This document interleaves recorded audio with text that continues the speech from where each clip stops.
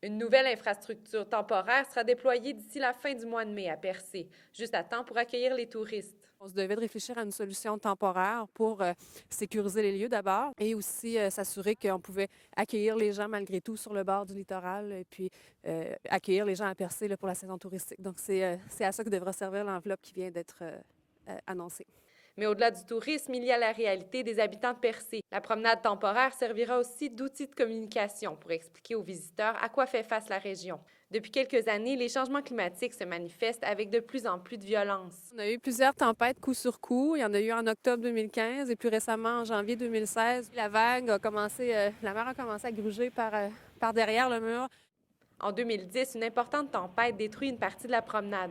Depuis, la municipalité demande l'aide du gouvernement pour en arriver à une solution définitive et garantir la survie de la capitale touristique de la Gaspésie. On réalisait bien qu'on ne pouvait plus entretenir année après année l'infrastructure existante. Évidemment, la Ville, à chaque année, met un petit peu d'argent, quelque chose comme 50 000 par année, à toutes les années pour réparer. Des centaines de milliers de dollars ont depuis été dépensés en solutions temporaires par la Ville et par Québec.